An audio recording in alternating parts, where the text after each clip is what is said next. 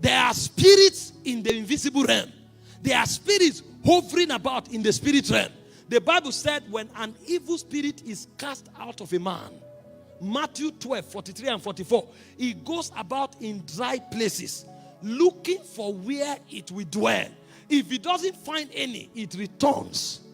That means there are desolated places in the spirit where spirits hover. That's why a lady asked me when I was teaching on Tuesday, he said since she came to a new environment where she's living, predominated by the sons of the bondwoman, it became difficult for her to win souls. And I told her, if you check, it has even become difficult for you to pray. The reason is because there are spirits in that. Hello friends, subscribe to this channel, Impact Carries, for more impactful and life transforming videos. Thank you and God bless you. Atmosphere. And so when you enter a territory, the energy level is different. Make no mistakes about it. When spirits dominate a sphere, they put their energy there. It's not everywhere that is possessed by spirits. Some realms are possessed by the energy of spirits. When Jesus came to Peter's mother-in-law, he didn't cast out the demon. The Bible said he rebuked fever, because the fever is an energy of a spirit of sickness and infirmity. So the spirit himself may not be there, but his energy is there. The same way the energy of a spirit can dominate a man, the energy of a spirit can dominate an atmosphere. Why do you think you come into a service moody, but after a while, when the worship is intensified, you start jumping and shouting? You didn't come into the service shouting. The energy of the Spirit of God has dominated the service. And so upon come, you begin to interact with it. The reason you are excited is because you are receptive to that. You received it.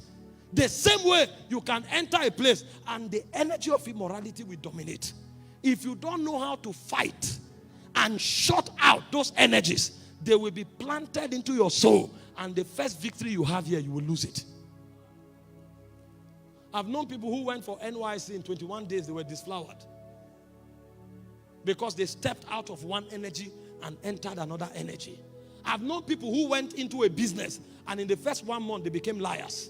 Because they left one energy and entered another energy. There are spirits hovering in the spirit realm. And what they do is that they emit their energy into the context where men dwell. So that a man who is receptive to their energy will attract their presence. If you receive their energy, you invite them into your life. That's how these spirits work. And so in order to win the war over spirit cities, what you do is that you resist the energy constantly. When you come into a place and you discover people are immoral, you have to take a stand.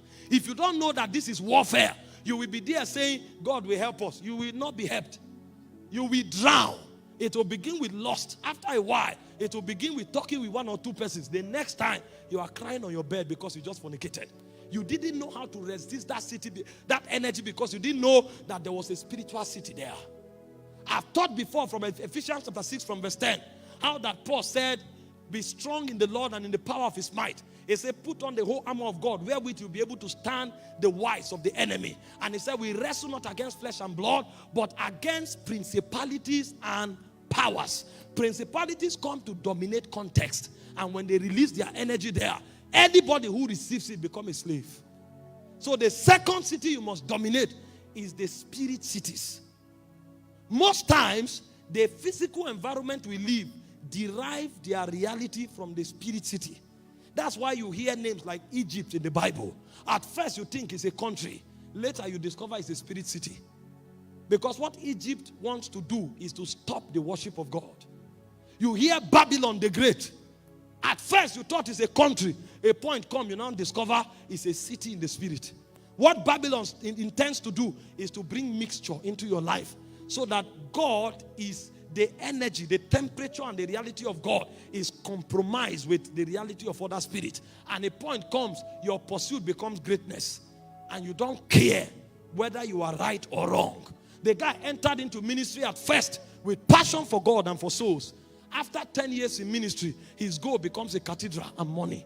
He doesn't know when he forgot about God. He forgot about soul. Babylon has attacked him.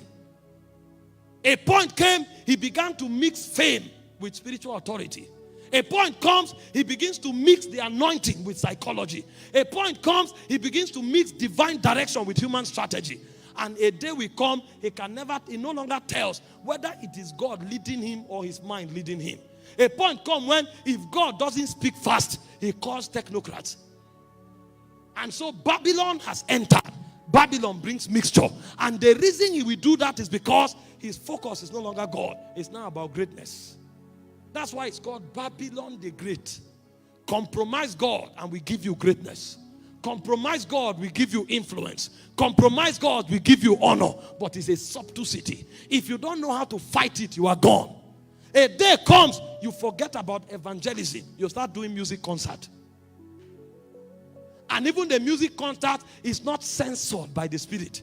You know people love music. And so anything you do that gets people's attention is good. A point comes, it's no longer about prayer and fasting and evangelism. It becomes about comedians. And you say, when they come, we win them to Christ. You don't know when mixture sets in. And then the comedian comes and waters down the doctrine. The comedian comes and waters down sacred and hallowed things. The things that we dread, they play with them. And after a while, everybody takes those things for granted. Church has become fuller, but the fear of God has died. Church has become fuller, but the worship of God has died. Church has become fuller, but the power of prayer has died. When you were few, everybody was a prayer warrior. When you were few, when you prayed, the hall vibrated. But now you are 1 million, and when you are praying, even the flies in the hall doesn't notice. We were in a biannual conference of one of the biggest church bodies in Nigeria. They say people should pray.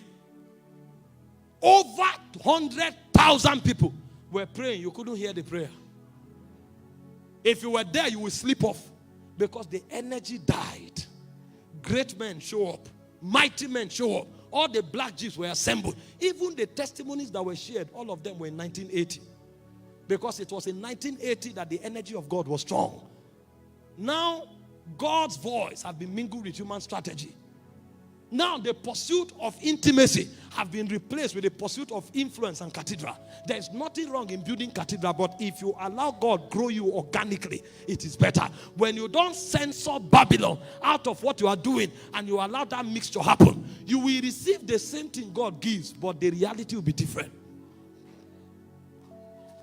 The Bible said it's the blessings of the Lord that maketh rich and addeth no sorrow. That means even the devil blesses. The difference is that when the devil blesses, sorrow is added. So God builds cathedrals, devils also build cathedrals.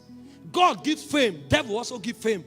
Did you not read about Jesus? When he returned with the power of the Spirit, the Bible said his fame went abroad. So God gives fame, but demons also give fame.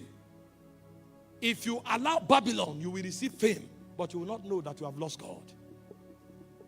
We fight